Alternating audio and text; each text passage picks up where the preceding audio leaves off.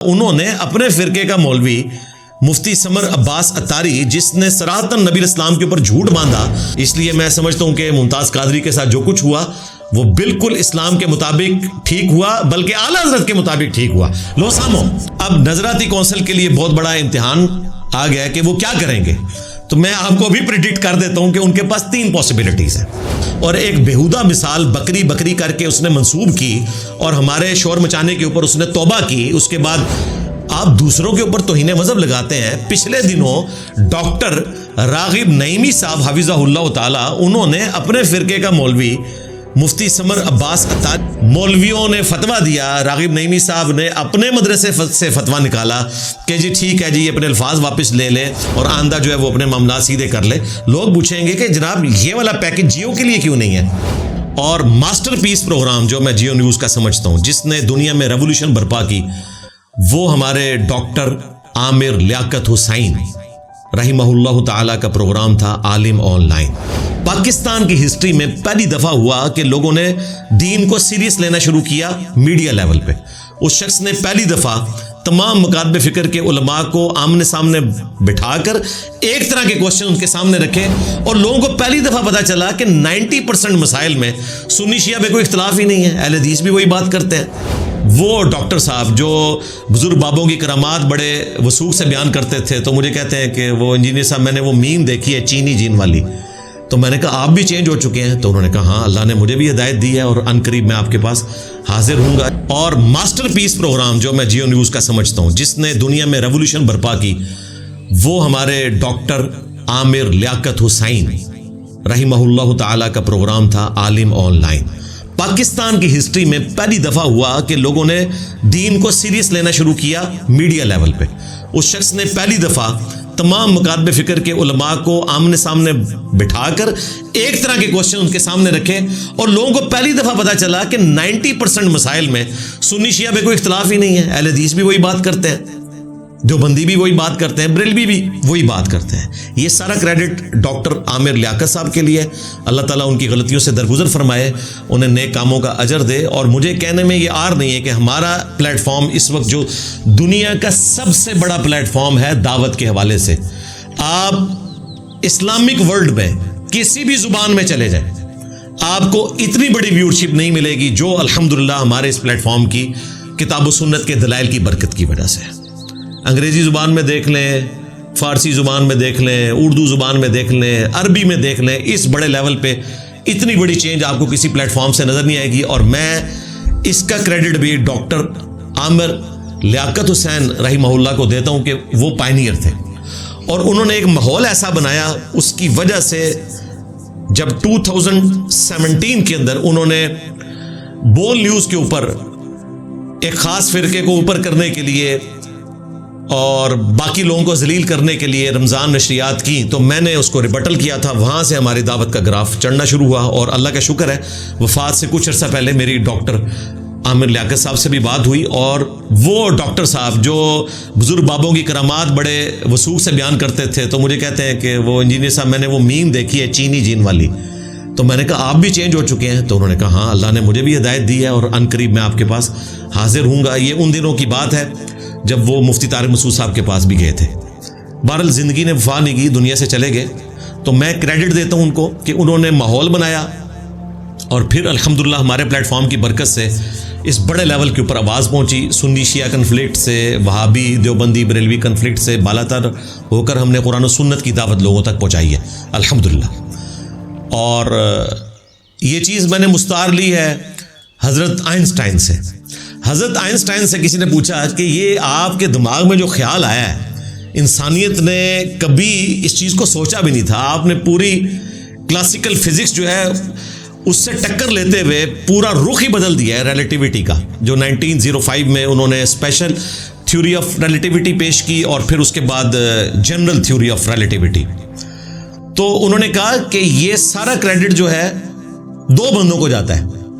एक न्यूटन को, हालांकि उनकी पूरी फिजिक्स न्यूटन के खिलाफ खड़ी हुई है, लेकिन उन्होंने कहा उन्होंने मुझे कंधा दिया।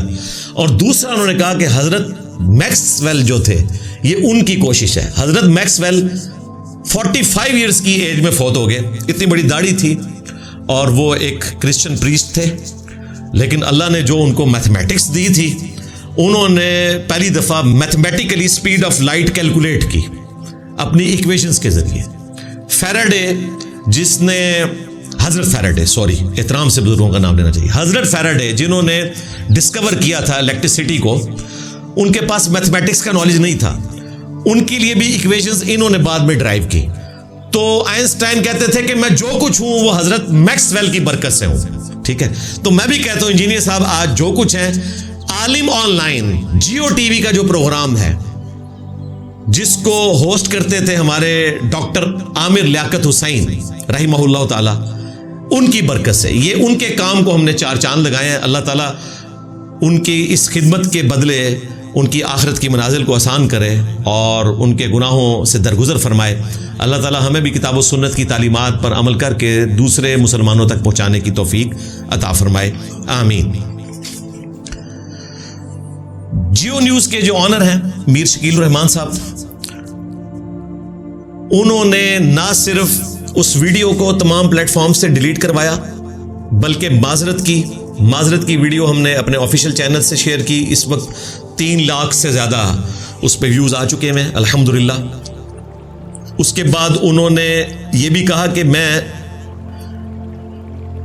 गैर मशरूत माफ़ी मांगता हूँ उसी क्लिप के अंदर, और अलग से भी उन्होंने तमाम उलमा किराम को अपनी एक पूरी राइटिंग भिजवाई, हमारे तक भी पहुंची अल्हम्दुलिल्लाह, और ये पिछली इतवार को पहुंच चुकी थी। लेकिन हमने उस वक्त चूंकि एक और टॉपिक डिस्कस करना था, इसलिए इसको पोस्टपोन किया, और मुझे था कि जुमे वाले दिन उलमा बाहर निकलेंगे, कोई बोलेंगे, फिर मैं इंशाअल्लाह ताला उसको रिबटल करूँगा पॉजिटिवली इंशाअल्लाह ताला।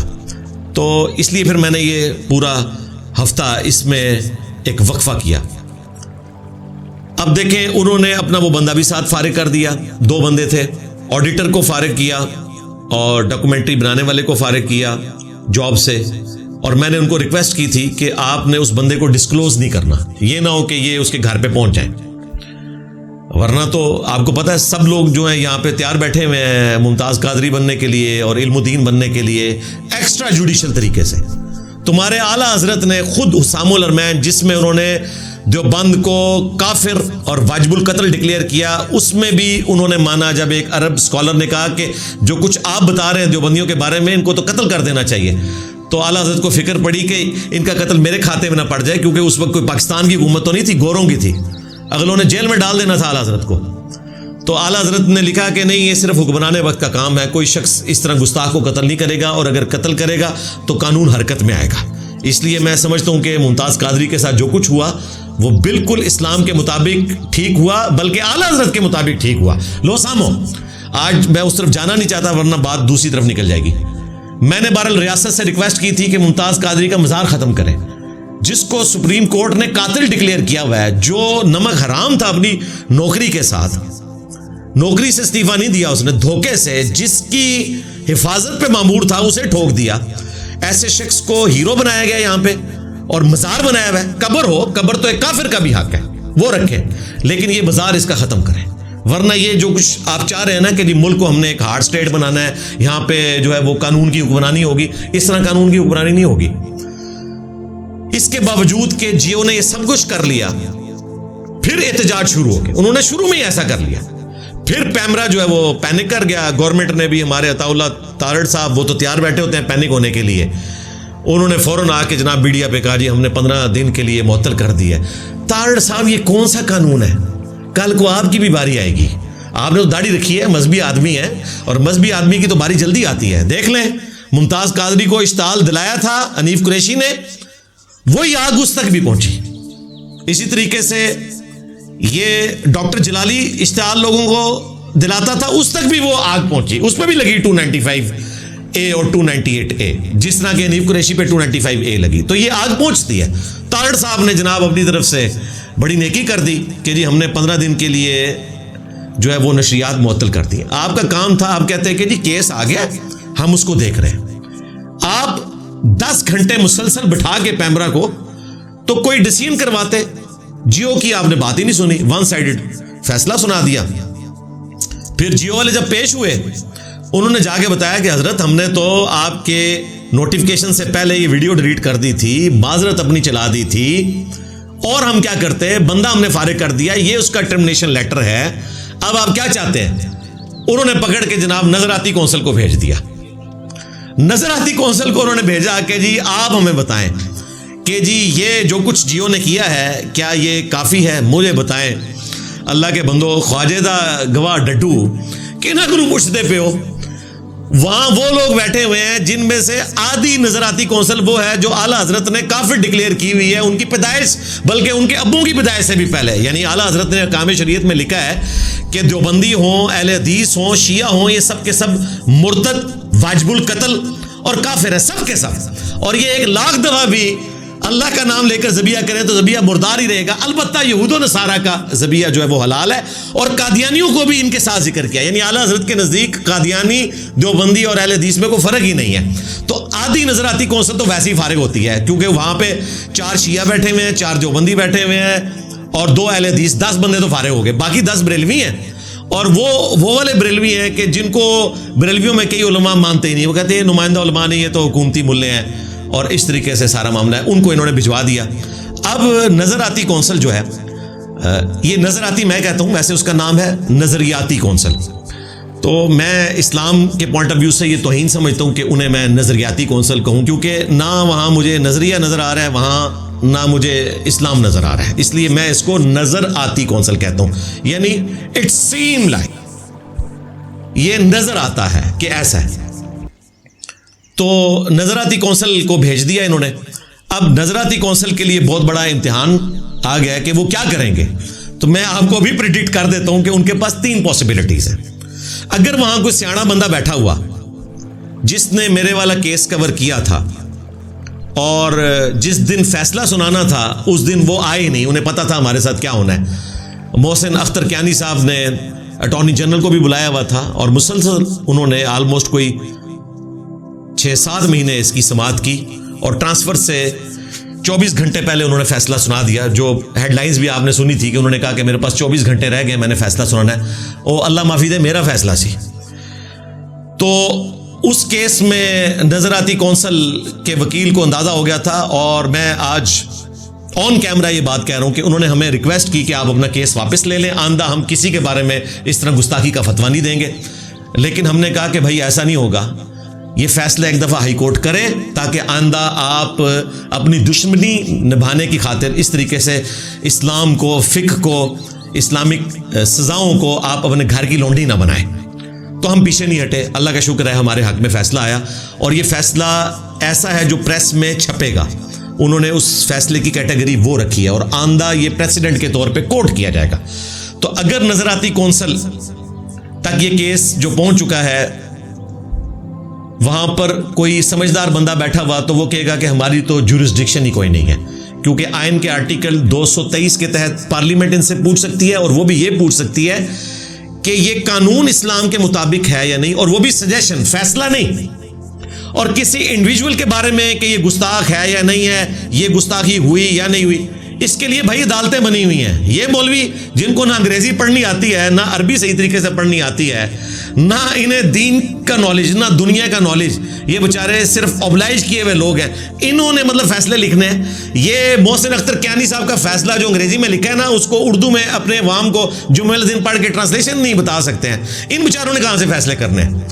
तो इनका इल्मी लेवल तो ये है। तो अगर अक्लमंद बंदे ने इनको मशवरा दिया, जो वकील वहां पे आता था, वो अगर इनको मशवरा देगा तो वो यही कहेगा कि हजरत आप पीछे हट जाएं क्योंकि हाई कोर्ट का फैसला भी आ चुका है, अपना लुच फ्राई ना करें।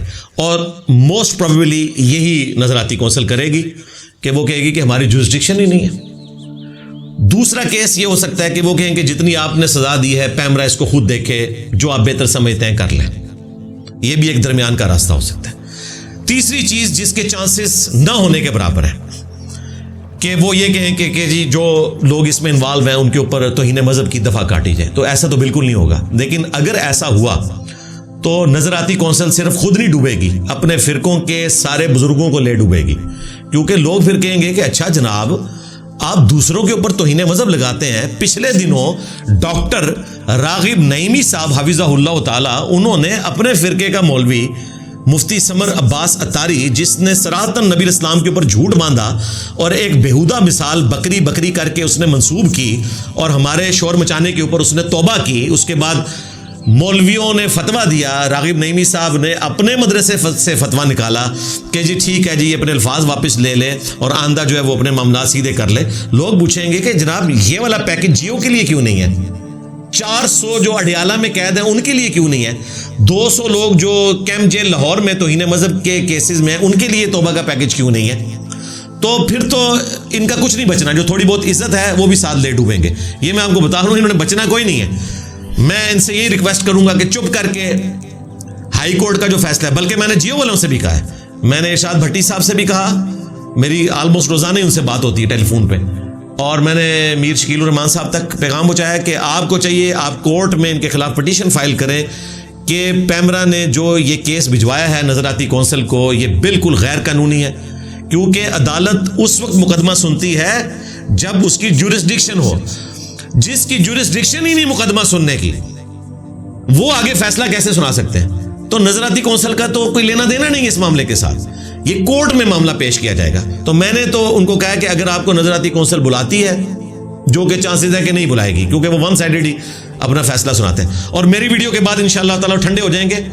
और मैं उनको क्लियर कट बता रहा हूं कि अगर तुम लोगों ने जुरिस्डिक्शन से हट के कोई बात की तो मैंने फिर आके पब्लिक के सामने तुम्हें एक्सपोज करना है, मैंने बिल्कुल नहीं छोड़ना, क्योंकि मैंने तो अपनी जान रख ली है भाई हथेली पे, क्योंकि तुम लोगों ने मुझे कत्ल किया हुआ है। मैं मुर्दा था, जिंदा होके बाहर निकला हूं, मैंने कोई बाबा नहीं छोड़ना तुम्हारा।